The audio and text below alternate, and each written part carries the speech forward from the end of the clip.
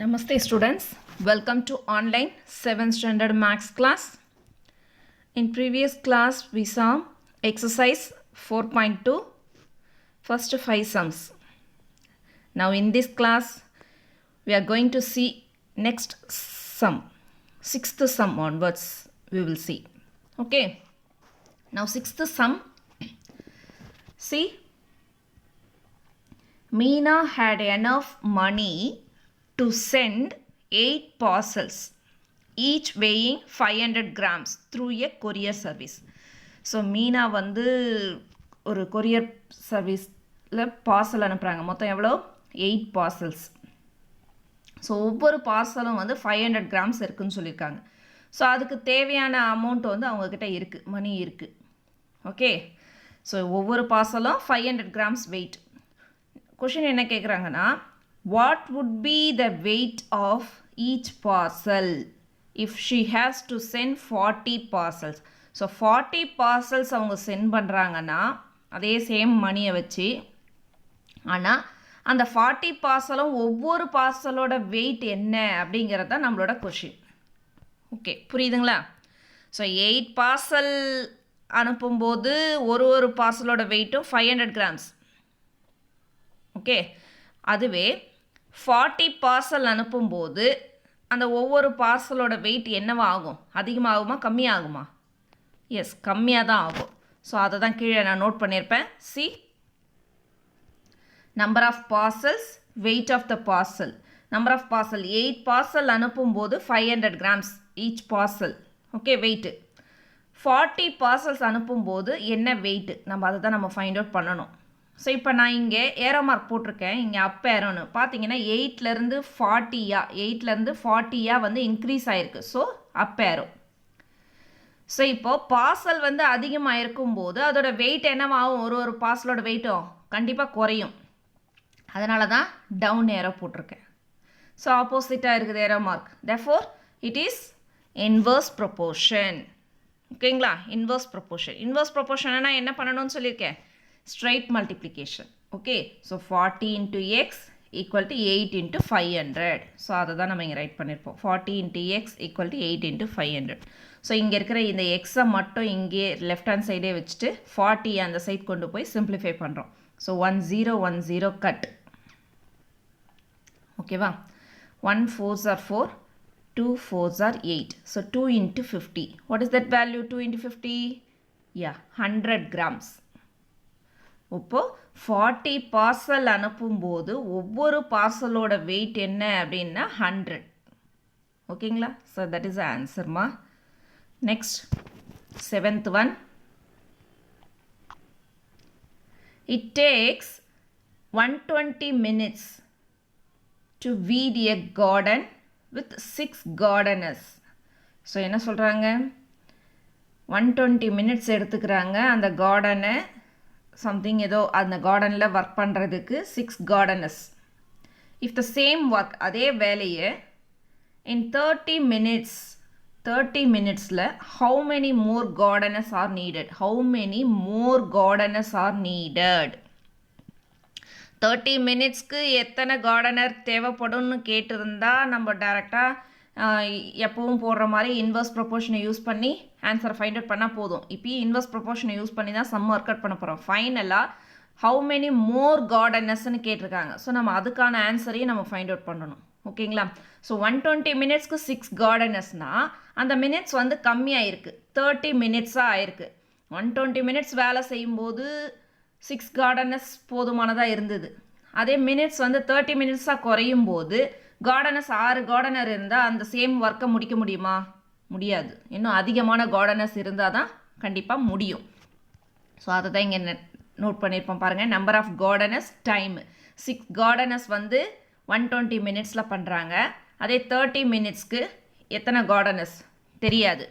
So இப்போது 120லேருந்து 30ன்றது reduce ஆகிருக்கு, கம்மியாகிருக்கு. அதனால் நம்ம இங்கே பண்ணியிருக்கோம். ஸோ இப்போது டைம் கம்மியாகும்போது கார்டனர்ஸ் நிறைய பேர் இருந்தால் தான் நம்மளால் அந்த ஒர்க்கை முடிக்க முடியும். அப்போது இன்க்ரீஸ். ஸோ ஆப்போசிட்டில் இருக்கிறதால இன்வர்ஸ் ப்ரொபோர்ஷன். இன்வர்ஸ் ப்ரொபோர்ஷன்னா டைரக்ட் மல்டிப்ளிகேஷன் பண்ணுறோம்.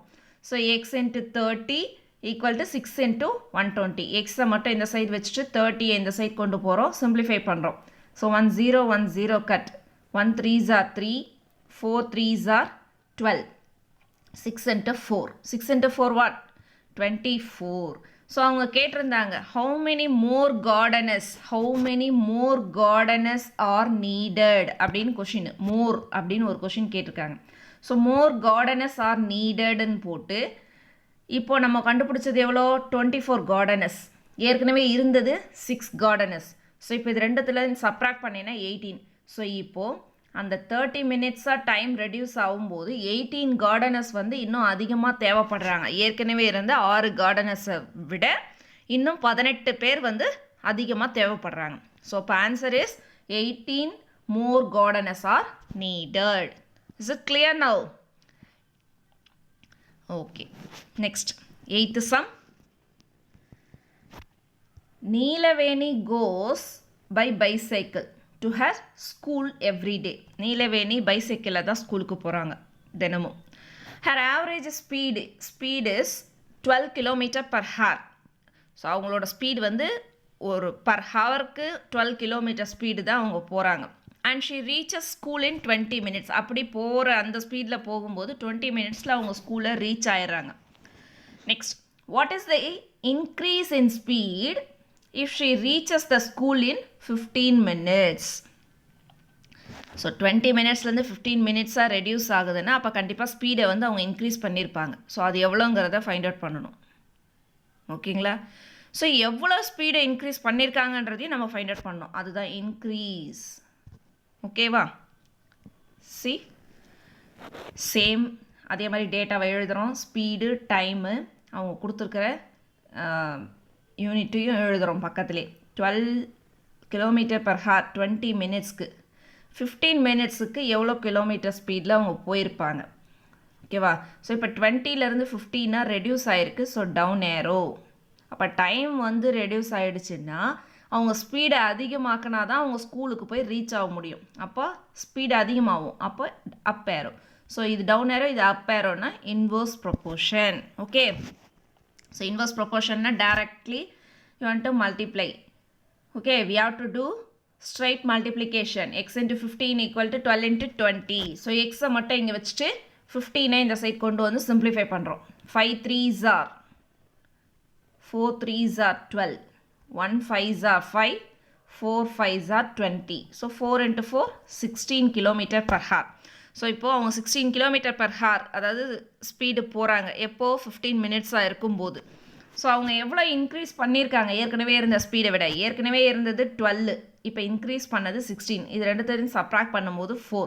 ஸோ அப்போ அவங்க எவ்வளோ இன்க்ரீஸ் பண்ணியிருந்தாங்க ஸ்பீடை? டைமை ரெடியூஸ் பண்ண பிறகு 20 minutesலேருந்து 15 minutesஸாக ரெடியூஸ் பண்ண போது அந்த 12 km per hourலேருந்து அவங்க எவ்வளோ இன்க்ரீஸ் பண்ணியிருந்தாங்க? ஆன்சரு 16. அப்போ இது ரெண்டுத்தையும் சப்ராக்ட் பண்ணும்போது 4ன்னு கிடைக்கிது. இதுதான் அவங்க இன்க்ரீஸ் பண்ண ஸ்பீடு. அதாவது பர் ஹார்க்கு வந்து 4 km ஸ்பீடை வந்து அதிகமாக்கினாங்க டைமை ரெடியூஸ் பண்ணதால். ஏன்னா அந்த டைமுக்கு அவங்க ஸ்கூலில் போய் ரீச் ஆகணும். அதுக்காக வேண்டி 4 km per hour வந்து அவங்க ஸ்பீடை இன்க்ரீஸ் பண்ணியிருந்தாங்க. ஸோ நம்ம அதையும் ஃபைண்ட் அவுட் பண்ணணும். ஓகேங்களா? Is it clear? Okay. Next 9th sum.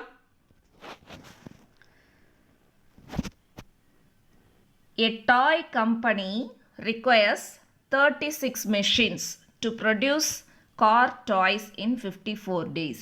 ஒரு கார் கம்பெனி வந்து 54 டேஸில் கார் டாய்ஸை ப்ரொடியூஸ் பண்ணுறதுக்கு அவங்களுக்கு 36 machines வந்து தேவைப்படுது.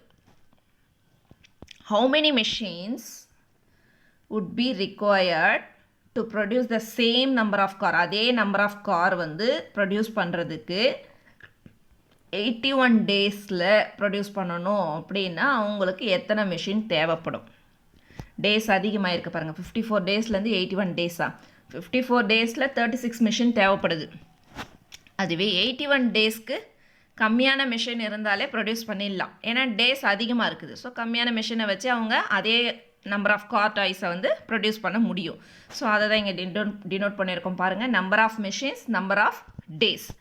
ஸோ 36 மிஷின்ஸ் 54 டேஸ்க்கு. அப்போ 81 டேஸ்க்கு எத்தனை மிஷின்? ஓகேங்களா? இப்போ பாருங்கள் 54லேருந்து 81 டேஸாக இன்க்ரீஸ் ஆகிருக்கு. ஸோ அப் ஏரோ.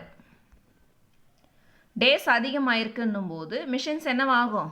கம்மியான மிஷினை வச்சே நம்ம ப்ரொடியூஸ் பண்ணிடலாம். ஸோ அப்போ கம்மியாக தான் ஆகும். Down arrow. ரெண்டுமே வந்து ஆப்போசிட்டாக இருக்கிறதால இன்வர்ஸ் ப்ரொப்போர்ஷன். ஓகேங்களா?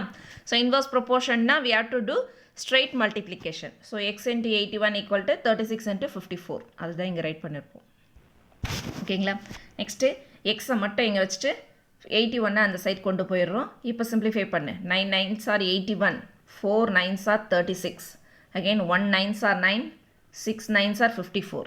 ஸோ 4 into 6 24 மிஷின்ஸ் வந்து அவங்களுக்கு தேவைப்படுது. ஓகேங்களா? ஸோ 81 டேஸில் 24 மிஷினை வச்சே சேம் கார் டாய்ஸை வந்து அவங்களால ப்ரொடியூஸ் பண்ண முடியும். ஓகேங்களா? இதுதான் answer. Next objective type questions. Okay, objective type கொஷின்ஸில் 2 இருக்குது. So first one, 12 cows can graze a field for 10 days.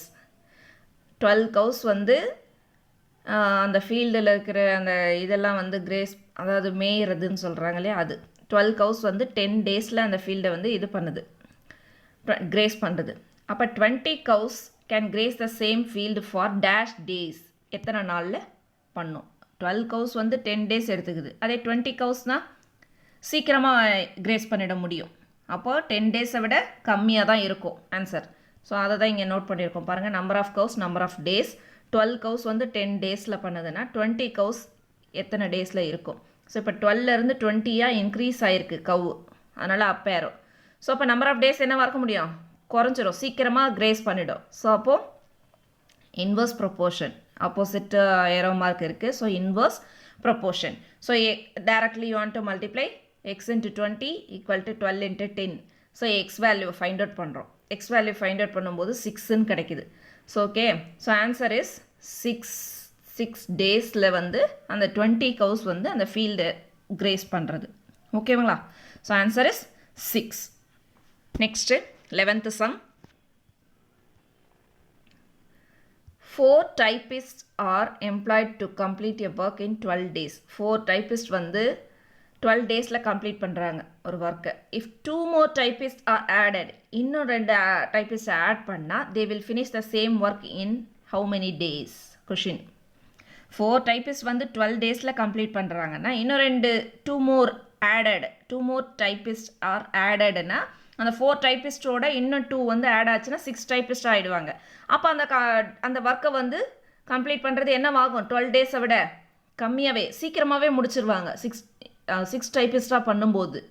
So அப்போது 12 டேஸை விட வந்து நமக்கு என்னவாக இருக்கும்? கண்டிப்பாக குறையும். ஸோ அதை தான் இங்கே நோட் பண்ணியிருக்கோம். Number of typist, number of days.